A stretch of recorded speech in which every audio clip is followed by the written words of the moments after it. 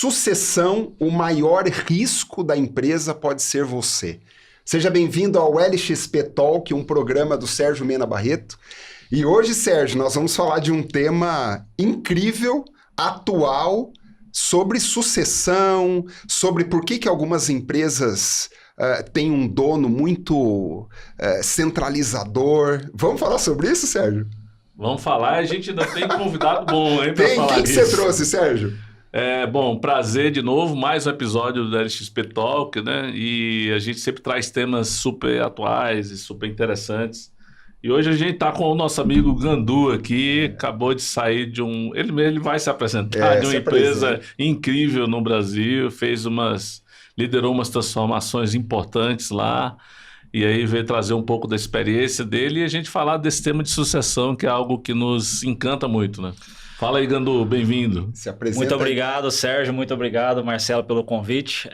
Então, meu nome é Alexandre Gandur, fiquei honrado aí pelo convite, viu, Sérgio, para falar um pouco desse modelo de governança, de sucessão, né, principalmente em empresas familiares. Dos 24 anos de carreira, eu trabalhei, desses 24, 15 anos trabalhando com donos, né, principalmente em empresas familiares. Acompanhei muitos processos de sucessão. E eu acho que a gente vai poder falar um pouco aqui como que é esse processo, como que ele pode ser melhor estruturado de uma forma geral, tanto para farmácia, para distribuidores, né? Independente do segmento que atua hoje, a indústria também. Isso aí, muito bom. Ô Sérgio, quando fala de empresas familiares, né? O polo é sempre Itália, Espanha. Empresas familiares é uma potência, né? Sim. Assim, para justamente a gente já começar tirando um preconceito. A empresa familiar não, muito pelo contrário. Adoro empresas familiares. Todas as empresas grandes hoje, bem-sucedidas, nasceram como ideias de uma família, ideias de um empreendedor, né? E é a base de qualquer economia, né? Os pequenos negócios familiares que vão expandindo, que vão crescendo e que com as suas dores e vão enfrentando a fase do crescimento. A gente falou aqui uma vez de ciclo de vida das organizações, né? Do ADIZ, a cilada do fundador, essas coisas todas. Agora, justamente por nascerem nas famílias, também trazem das famílias alguns dos seus maiores problemas, né? Que é o relacionamento, que são as coisas mal resolvidas. Aqui, Gandu, é o seguinte, sempre tem um negocinho espiritual. Isso, né? sempre. E a gente, por exemplo, eu acredito que a gente veio aqui para evoluir, para avançar, né? Para fazer a reforma íntima, como se fala.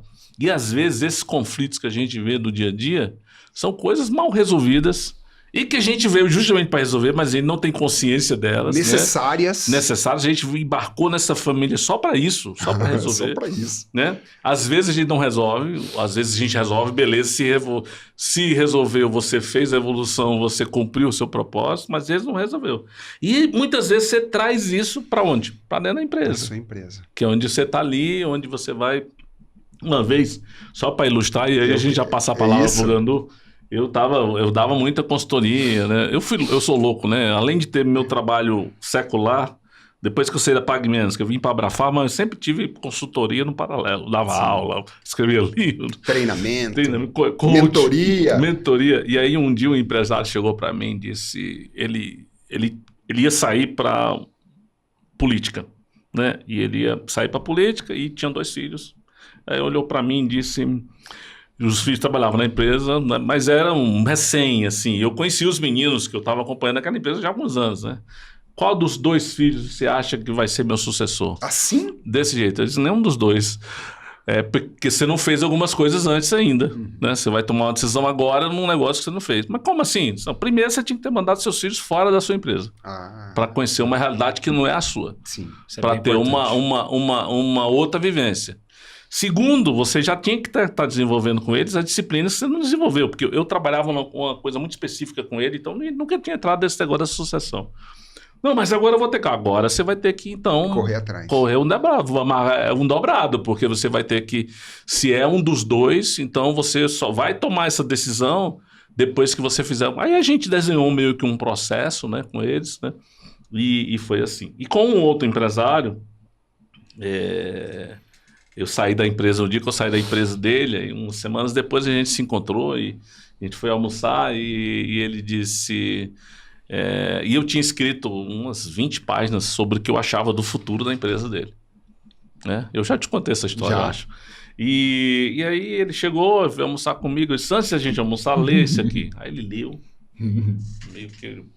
E eu dizia, olha, o que ia acontecer com a sucessão, cuidados que ele tinha que tomar, coisas que ele não tinha feito ainda que teria que fazer, dores que tinha que enfrentar. E aí ele ia guardando o documento, disse, não, você vai rasgar agora na minha frente. Queima. Você vai rasgar. Você não, mas eu não posso ler depois. Não. Não. Eu estou citando pessoas aí. Lógico. Então, vou te dar a chance de você ler mais uma vez. Aí a gente vai almoçar, a gente vai conversar. Um dia que você precisar que eu reimprima, você vai ler de novo, né? E assim, hoje em dia eu me encontro com ele muito ainda, né? E ele diz, caramba, né? Aquilo que você falou, Até né? hoje. Que é o negócio da montanha que eu sempre falo. Para você enxergar a realidade, você tem que se afastar, vai na montanha, olha, e daí você volta. Senão você fica enxergando a sua árvorezinha ali, aí nunca dá certo. Gandur, Vamos lá, Marcelo. Gandur, esse tema de sucessão, de governança, ele é um tema sensível, vamos usar assim, mas ele não era para ser desse jeito, né? Ele não era para ser tão sofrível para alguns. Queria que você comentasse sobre isso. Esse é um tema que tem muito apego, né, do dono, desde a fundação, ou quando ele é um sucessor também, né? Por exemplo, quando um pai falece que fundou a empresa. Então, eu já peguei vários momentos de sucessão. Quando eu estava na consultoria da Falcone, na época eu trabalhei pela Falcone, a gente pegou um momento de sucessão que a gente tinha que implementar um planejamento estratégico, só que o dono não queria sair do retrovisor. Então, ele queria sempre olhar o mês anterior e saber quanto que estava fazendo de meta no mês a mês. E naquele dia, naquela semana. E chegou um momento que os concorrentes começaram a passar esse cara em produtos específicos que ele não estava conseguindo enxergar, que ele tinha que ter pensado isso lá atrás no planejamento estratégico. Chegou um momento que a gente definiu com eles, a gente vai ter que ter um planejamento estratégico e eu quero colocar o meu filho para tocar esse planejamento estratégico, porque o meu filho é um cara que pensa mais para frente. E eu penso mais no curto prazo. Eu gosto de olhar o retrovisor, eu gosto de olhar a fábrica, ele eu já gosto tinha de olhar essa consciência. Já tinha essa consciência. Isso é bom. Eu não vou conseguir enxergar esse futuro e ele gosta de enxergar esse futuro, porque a geração é diferente, ele vai conseguir trazer pessoas que vão pensar dessa forma que ele gostaria que pensasse para fazer o futuro acontecer. Então eu acho que isso é uma vivência que eu tive, que deu muito sucesso, tanto que eles começaram a desenvolver produtos que realmente foram muito disruptivos nos próximos passos daquela empresa e realmente eles conseguiram recuperar um pouco da fatia de mercado que eles perderam com essa questão de olhar muito o curto prazo, de olhar só o DRE ou de olhar só o balanço da empresa e não pensar no futuro da companhia. Esse ponto que você trouxe, Sérgio, do sucessor ter que trabalhar em outras empresas, eu concordo muito com ele. Eu acho que quando ele vive outras culturas e vive outros processos, ele consegue ver o que ele não está enxergando que a empresa dele não faz hoje. E que ele poderia trazer como um benchmark. É um benchmark que ele pode fazer como um estágio sem remuneração, ele Sim. pode rodar numa empresa de outro segmento ou na empresa do próprio segmento para tentar enxergar coisas que ele não enxerga hoje no seu processo como empresa. E isso facilita também o processo de sucessão, porque ele vai trazer novidades que o pai dele ou que o avô dele não conseguiram enxergar. Então, acho que esse é um pouco do que eu enxergo hoje como sucessão. E nesse aspecto de sucessão, para mim, o RH tem um papel fundamental também, Marcelo e Sérgio. Por quê? Quando ele faz um processo de sucessão para os executivos e para os funcionários, ele tem que fazer também para os donos. Quando é uma empresa familiar. Claro. Não é simplesmente fazer um trabalho de sucessão para os executivos, ele tem que ter meta de ter um sucessor pronto, ou 2 sucessores prontos daqui 6 meses ou daqui 1 ano. Também tem que ter para o dono, né? E qual que é o trabalho que eu vou fazer com o sucessor para preparar ele em gaps que ele ainda não está preparado para estar assumindo, entendeu? Então, acho que esse é um pouco da jornada que é super importante ter numa sucessão. Mas esse exemplo que eu estou trazendo para vocês, ele é prático, a gente viveu isso na prática mesmo, na realidade, onde o sucessor ele viveu o planejamento estratégico para tentar trazer a visão de futuro para a empresa, teve sucesso, e o dono continuou, o fundador continuou tratando o dia a dia, e chegou um momento que ele falou, agora eu tenho um filho preparado para assumir a minha cadeira, porque ele conseguiu trazer coisas do futuro que eu não enxergava e o presente já está bem organizado. Aí depois veio a transparência, a equidade, a comunicação, que é todas as documentações de governança corporativa para todo mundo entender quais são as diretrizes do presidente, quais são as alçadas de aprovação, quais são os procedimentos que a empresa tem que seguir para todo mundo ter decisões em todos os níveis, desde o coordenador, do gerente, do diretor, até chegar no conselho da empresa. Legal. O que os comitês vão discutir e recomendar para o conselho deliberar. Então, tudo isso você começa a criar uma governança robusta para não depender simplesmente do dono e do sucessor dele, né? Então, acho que esse é um pouco do... Lá na Abrafarma, por exemplo, trazendo meu exemplo dos últimos 26 anos de vida, né? Eu tenho redes em muitos estágios, em diferentes estágios. Puta, é muito lindo ver o fundador, né? Puta, o cara teve a ideia. Cara, tem lá na Abrafarma, o cara foi balconista de outra empresa, ou foi farmacêutico, e hoje tem um império, né? Bilionário, que fatura bilhões por ano. E você olha para aquela cabeça, do que ele construiu,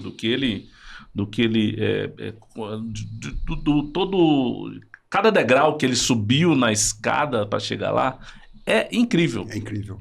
Eu acho que o maior legado que a gente pode deixar para essa figura, que é sensacional, e a gente convive com vários, você conviveu, né, com uma dessas figuras emblemáticas, é como que a gente constrói um entorno dele para aquilo ser ainda mais exponencial, ser mais ainda do que ele conseguiu. E se a gente consegue isso, e é muito difícil, o ser humano, né, parece que ele pensa mesmo em um grande empresário, cara, mas pensar em sucessão, não tem ninguém melhor que eu para fazer o que eu faço. Realmente, é incrível. Eu sou um ser humano superdotado, às vezes, para quem chega em determinados pontos, patamares, né?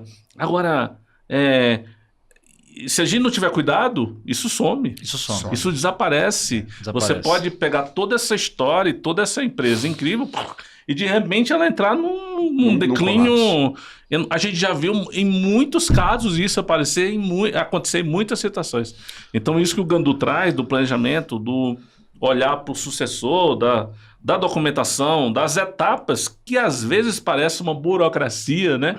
Mas imagina, é muito difícil transpor, tirar da cabeça do cara que foi o visionário, e como que a gente transforma aquilo em processos e coisas que foram criadas ao longo do tempo em processos sustentáveis, em passos interessantes, e que, independente de ele estar aqui ou não, é o legado, e esse negócio vai ser sustentável e de longo prazo, né?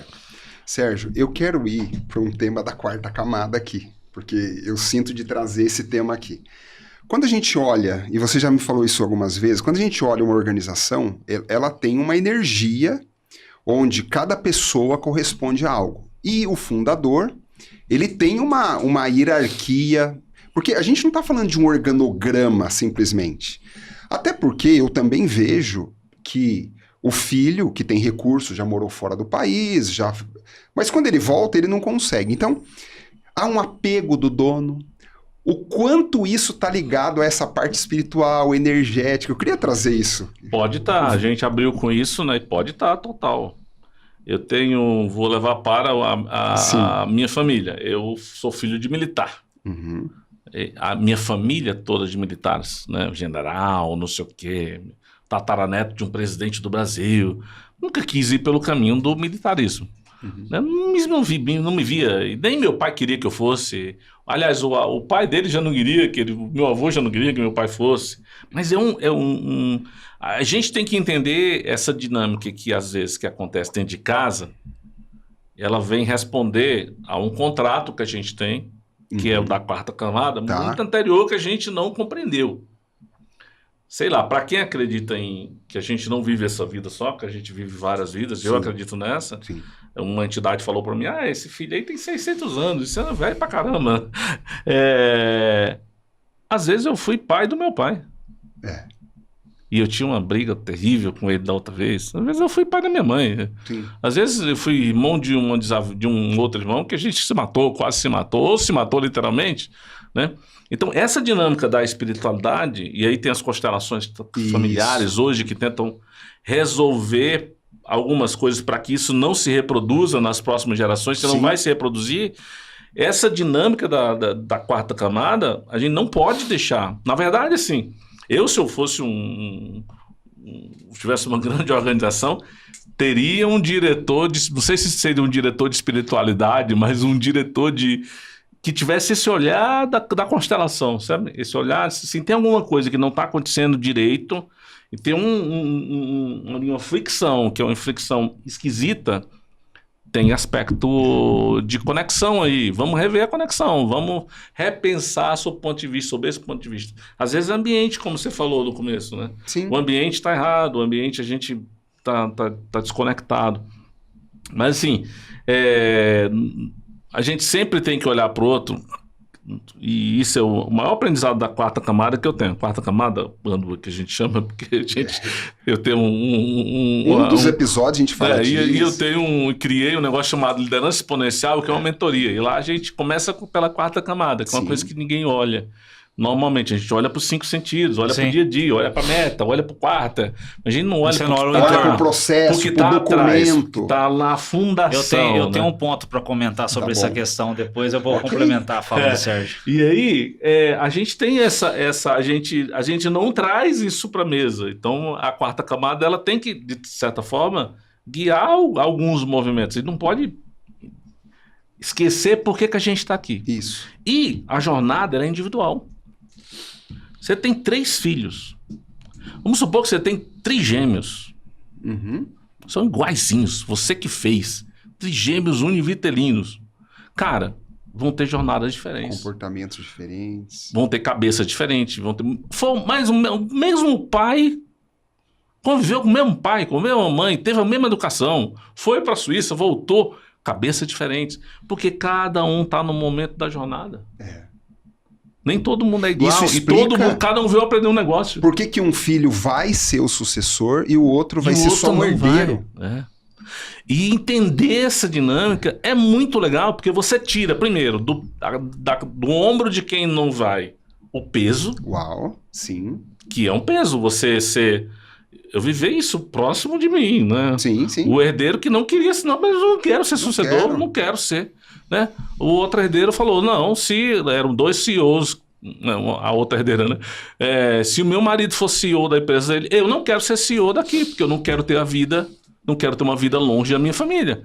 Então, entender essa dinâmica... E para mim tem que vir para a mesa. Isso não é a base para depois a gente conversar de algumas coisas. Exatamente. E esse podcast tem esse olhar diferente de algumas coisas, né, Sérgio? Então isso tem que vir para a mesa. Ainda mais quando você tem 2, 3 filhos, né? Exatamente, tem que vir para a mesa. Tem que ser estudado, tem que vir para a mesa de alguma forma. Mas você ia falar dessa parte... Não, eu tive um caso de uma empresa que eu prestei consultoria em 2009, se eu não me engano, que tinha um dos herdeiros, ele falava assim, ó, eu quero ser herdeiro, mas não quero ter responsabilidade. Aí o outro falou, não, eu quero assumir o negócio. Aí o que aconteceu? O RH começou a tentar ajudar ele para saber o porquê que ele não queria ter responsabilidade. E o RH foi mais profundo, Sérgio. Sim, nesse estudo. Legal. Conversou com a terapeuta do sucessor. E foi entender o que estava acontecendo. Ele tinha o dom de mediunidade. Que legal. Ele nunca tratou o dom de mediunidade dele. E isso afetava ele em assumir responsabilidades na empresa. Sim, olha aí. Então, assim, isso foi uma coisa muito profunda na época. Depois que ele tratou, ele começou a ser outra pessoa. Porque ele não queria ver problema. Quando tinha problema, ele não queria ter responsabilidade em resolver aqueles problemas. Então, assim, isso aconteceu de fato. Esse irmão dele assumiu o negócio e depois ele veio vindo. E chegou um momento que ele virou o VP. Hoje esse cara é o VP dessa empresa, mas porque ele tratou essa dor que ninguém estava ligando para isso. O pai dele achava que era besteira, que ele via espírito na casa dele e eles não tratavam esse assunto. Entendeu? Então acho que isso cria um pouco de conexão com o ponto que você trouxe aqui. Legal. Mas que foi uma dor bem profunda, que teve que ser tratada no caso. Sim. Gente, assim, não dá para falar de sucessão, não dá para falar de gente... se a gente não olha de forma integral. A gente brinca aqui da quarta camada, porque é justamente essa parte que é invisível e que a gente, às vezes, releva, né? A gente tem que ter. Puta, acho demais o RH ter disso. Vou conversar com o terapeuta. Com o terapeuta do sucessor. Aliás, toda empresa tinha que ter alguns bons terapeutas, né? Para ir percebendo essas coisas e ir pegando os ganchos e vamos tratar isso. Isso precisa ser tratado de alguma maneira. Era um bloqueio. E esse bloqueio foi tratado. A questão de sucessão, ela tem sistemas e subsistemas. E aqui eu quero trazer particularmente 3. Eu tenho de um lado a família, que eu estou falando aqui dos herdeiros, pessoas, por exemplo, que não trabalham, né? Pode ser que tenha alguém da família que trabalhe, mas ou todos trabalhem, ou todos trabalham. Ou não. Eu tenho os donos, que é um outro sistema, e tenho os gestores / funcionários. A pergunta, e aí eu tenho multi-interesses. Eu tenho a família que tem um interesse. Sim. A família fala assim, não, eu não quero reinvestir nada. Eu quero ir morar na Suíça. Eu tenho o dono, que ele tem alguns interesses, genuínos ou não, e eu tenho a equipe de gestores. Pergunta para os dois. Começa pelo Gandur. Eu já vi que é pergunta difícil. Vai para ele primeiro. Pergunta para os dois. Essa eu gosto. Como é que eu resolvo esse multi-interesse? Tá ótimo. Da mais recente experiência que eu tive, principalmente na maior farmacêutica do Brasil, na MS, a gente redefiniu toda a governança para tratar desse ponto especificamente que você está falando. Então, a gente trabalhou muito forte a governança do Family Office. Então, o Family Office ele é apartado.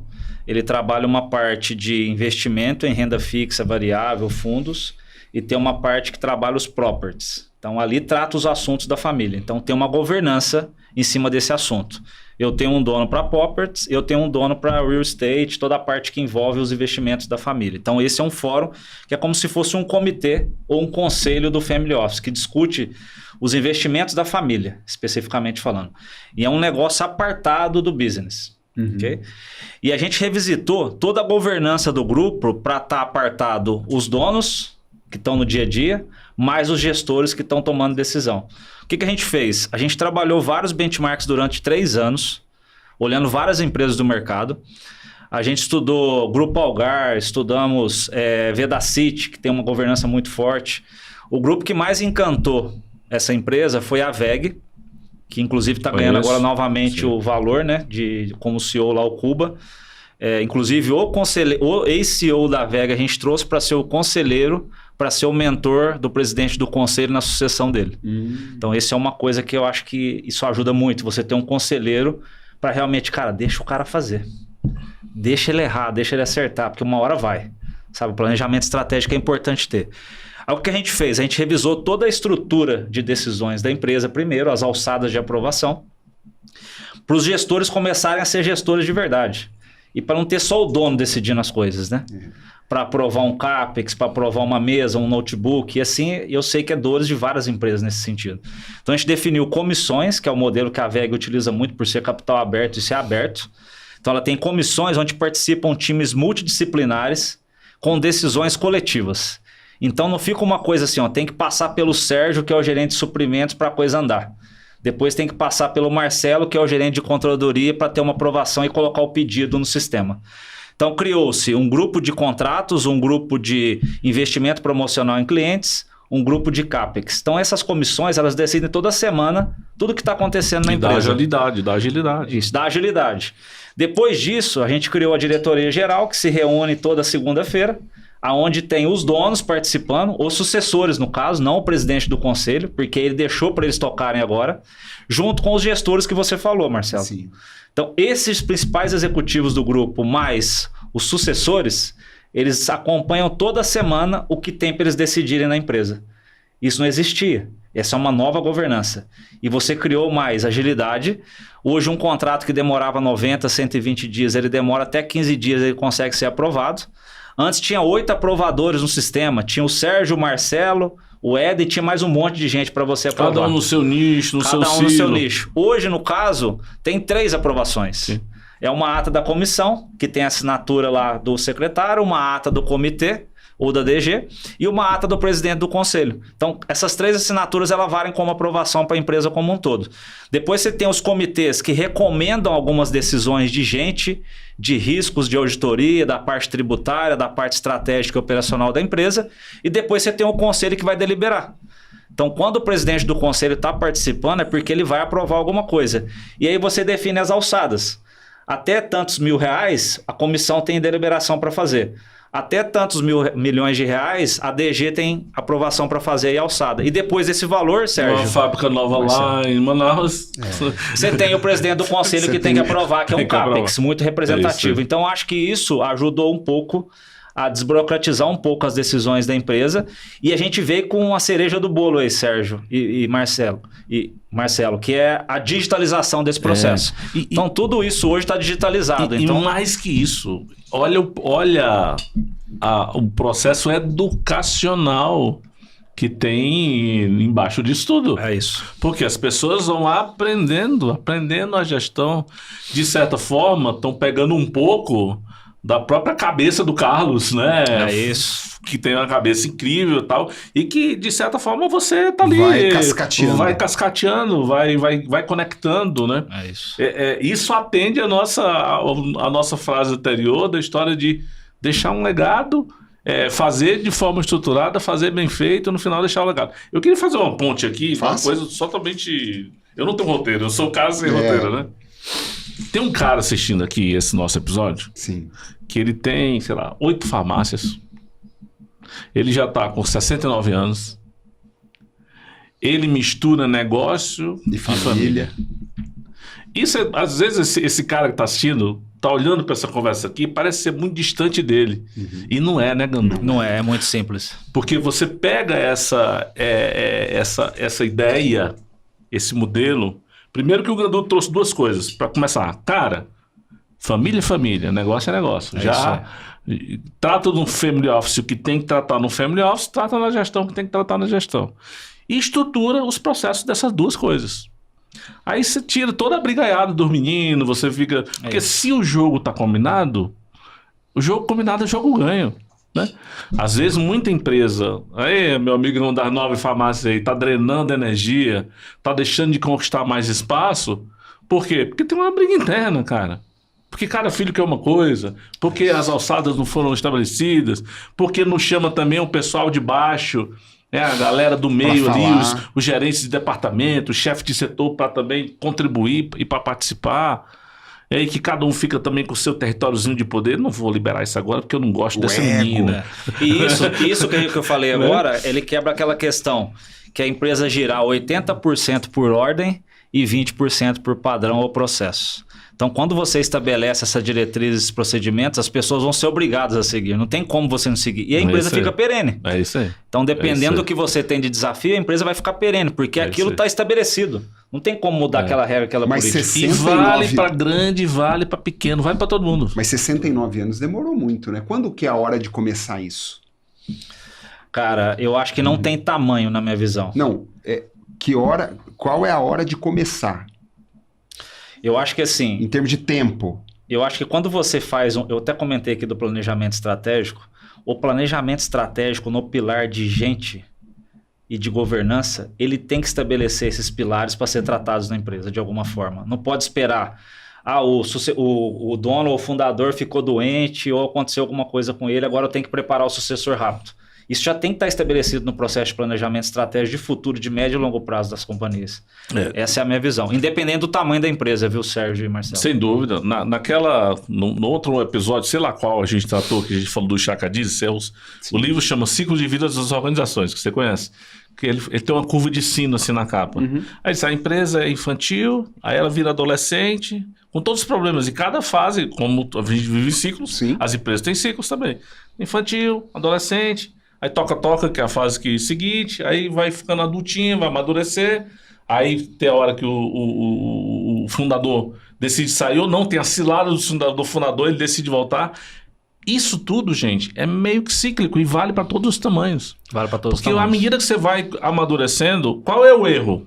Não fazer. Não fazer. Achar que você é eterno, achar que... Não, tá tudo bem. A gente, assim, quando a empresa também tá tocando, tá fazendo sucesso, né, e tá tendo sucesso, e tá vendendo pra caramba, e puta, tá lá no primeiro, às vezes as empresas passam a ser meio complacentes com as coisas internas, né? Com o seu jeito. O ambiente não é legal. Financeiramente bem, mas estruturalmente fraca. Péssima. E que se amanhã perder o fundador, você ia fazer a pergunta. Você fez aqui, ó, faz a pergunta pro Gandu. Se eu quero o título. O que acontece que se você sumir amanhã, como é que é a pergunta? A empresa dependente de você. Porque é um tema muito desconfortável, né? É desconfortável. A empresa depende só do dono, né? Era isso. Assim, eu tenho um caso que me acionaram recentemente, exatamente isso aí que está acontecendo. Na pandemia, o dono decidiu deixar o sucessor tocar, só que ele não estabeleceu o processo, não fez planejamento para isso acontecer. O que está acontecendo depois de 3, 4 anos? A empresa está passando sufoco. Está alavancada financeiramente falando e vai precisar fazer um turnaround para recuperar, mas a partir disso tem que fazer também definição de diretrizes, estruturação da governança, papéis e responsabilidades, sabe? Todo o processo acontecer de forma mais genuína, porque o dono saiu, perdeu o controle.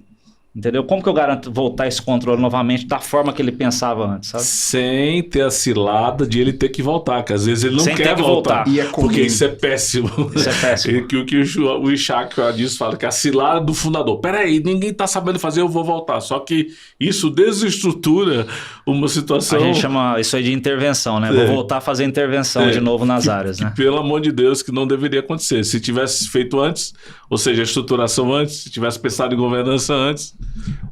O grande conflito nosso, Sérgio e Gandur, na minha visão, é nós somos eternos.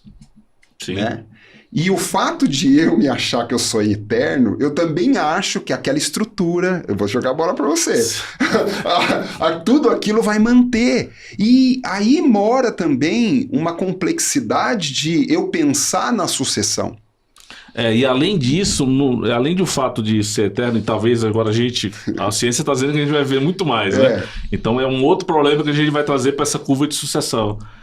Gente... Eu vou demorar mais para largar o osso? Vai demorar mais para largar o osso, né? Sim. Se tudo que está acontecendo em termos de ciência, o Sinclair, não sei o quê... Ele falava em 120 anos, agora está falando em 200.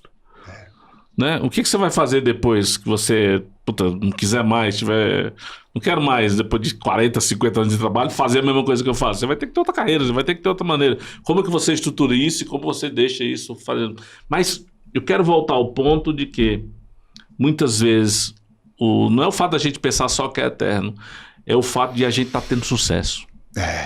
E esquecer as Isso é bases. muito complacente. O sucesso, às vezes...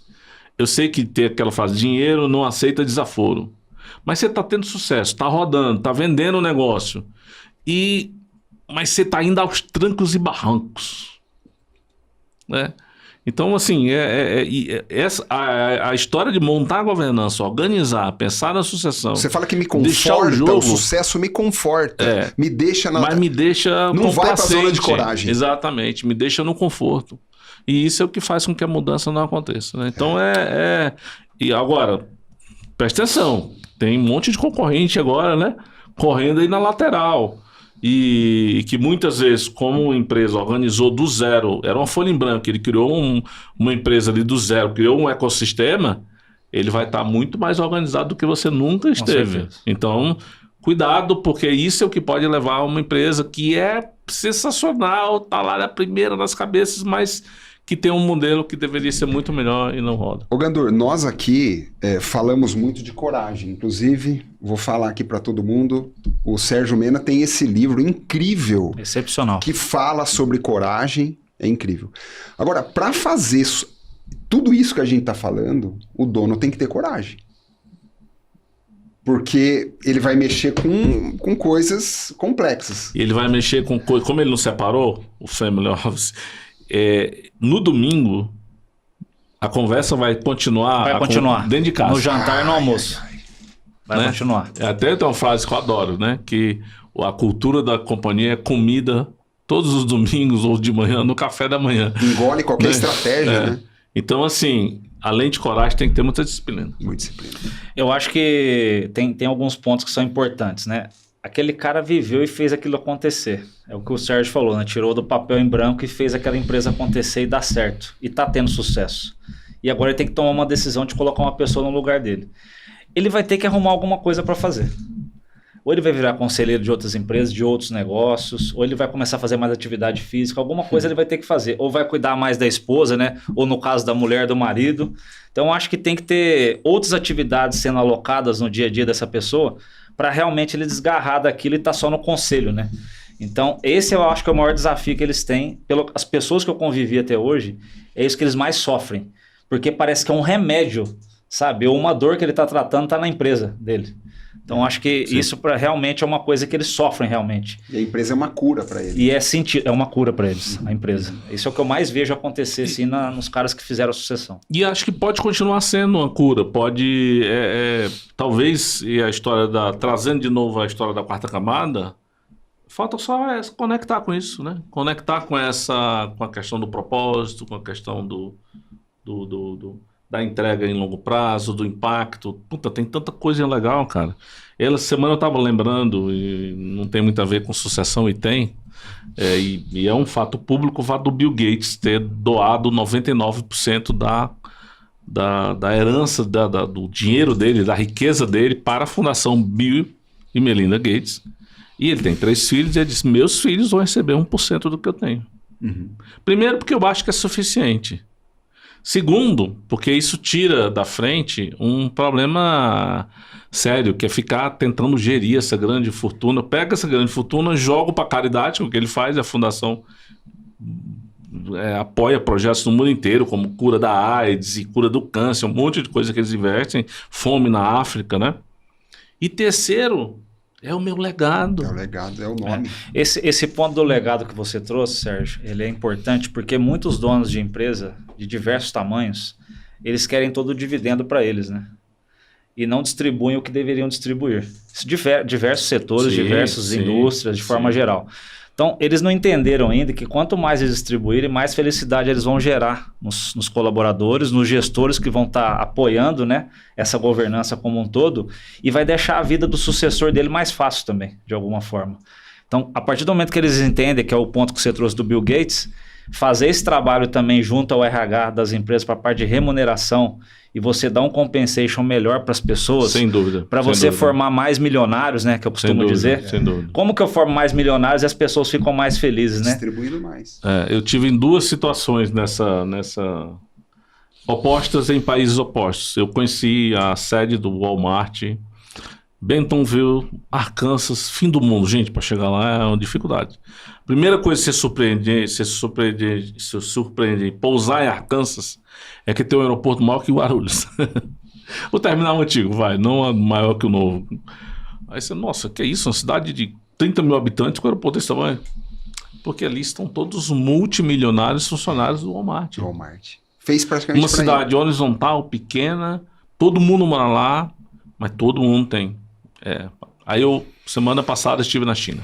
Fui visitar a Huawei pela sexta vez na China, toda vez tem que ir na Huawei, que realmente é uma empresa sensacional de tecnologia, celular e tal.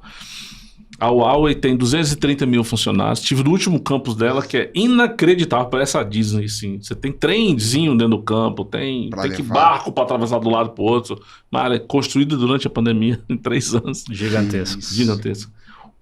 O fundador tem 1% das ações. Uau. Os 230 mil funcionários, não é listada em bolsa a empresa, não é listada na bolsa.